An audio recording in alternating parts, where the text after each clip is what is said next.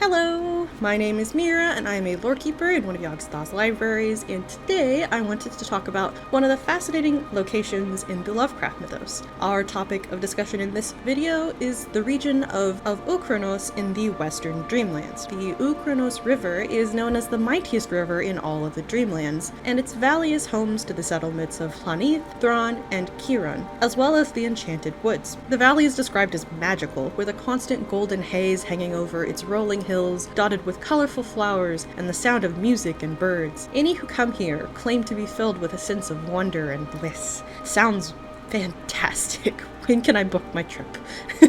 This valley is the only other location in the Dreamlands outside of Sonanile that you can encounter butterfly dragons. Butterfly dragons are insect-like dragons, as you might have guessed based on their name, that feed on fragrances and silence. And their form of self-defense is a mist that they emit that causes deafness, which can follow dreamers into the waking world. It's known to be treated with psychotherapy though, I guess. Though generally they are very docile and benevolent creatures so long as they're not threatened. So just leave them alone and you'll be fine. On the banks of the river is the mountain Kiran, and atop it is the Temple of Loveliness, dedicated to the god Oukranos, which the river is named for. He's a small regional god and only has power within this river valley, but he's beloved. The temple has 7 towers that surround the central shrine, and it is said to be about an acre in size. The waters of the river here are directed through the shrine and tended to by the priests, which no mortal has laid eyes on, aside from the king of Vad.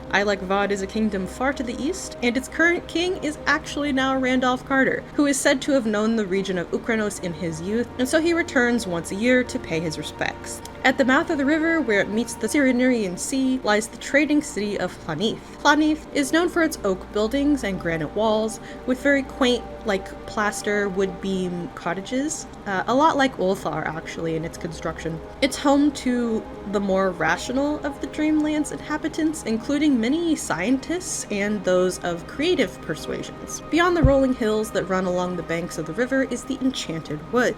The old oak forest is very dense, and the trees here grow to enormous size due to their age. Canopy is unbroken, a blanket that hides the forest floor from the sky. The trees are covered in a kind of bioluminescent bracket fungi that cast a dim green light across the forest floor. It is said that while the name may be charming, the Enchanted Wood is actually a rather dangerous place, and that to traverse it safely one must stay on the path and ignore any siren songs you may inevitably hear, see, or smell.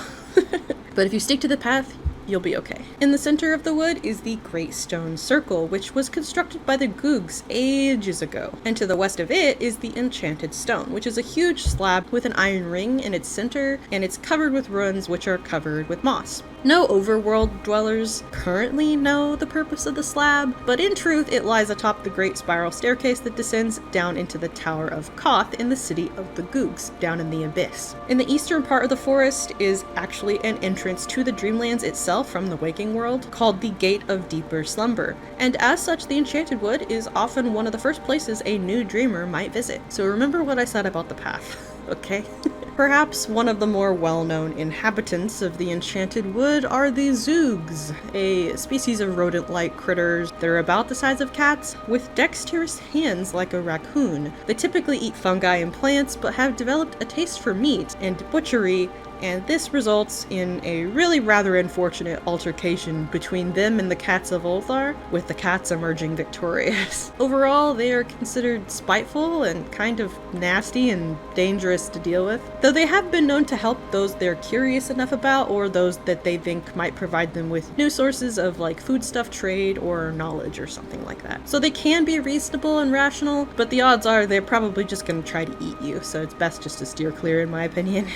Anyway, moving on from the Enchanted Wood, we come to the capital city of the Kingdom of Oukranos, the city of Thran, ruled by the King of Thran, which ascends to kinghood in a rather interesting manner. The King of Thran is an old dreamer who won his kingship by challenging the previous ruler to a dream duel, which apparently involves a storytelling contest. That's just so fantastic. The city is surrounded by a wall of solid alabaster, and no one knows how it was created out of a single piece, but it was, and it's there. There are 100 gates and 200 turrets along this massive wall. The gates are more like tunnels, and they are said to be 100 feet in length and 30 feet wide. Just huge. In order to enter the city, one must charm one of the red-robed gate guards with tales of 3 fantastical dreams. Again, that's just marvelous. I love it. I would feel very at home in this place, I think. Not just the wall is alabaster. Indeed, all of the buildings and docks and towers are all made from either alabaster or marble with golden rooftop that sparkle in the sunlight. The harbor at Thran is the 3rd greatest in the Dreamlands, behind Dilathleen and Celophyte. Honestly, Thran just sounds like a great place to visit. I think it would be an awesome place for like a D&D party to start out in the Dreamlands or something. Like you go through the Enchanted Wood and it's like one of the first places you visit because it's got a lot of potential for like riddles and storytelling stuff. I don't know. It just sounds magical and I like it a lot. Anyway, that's pretty much it. Thank you all so much for watching, and a special thank you to my channel members. May y'all grant them the knowledge they seek, and I hope to see you next time here in the library.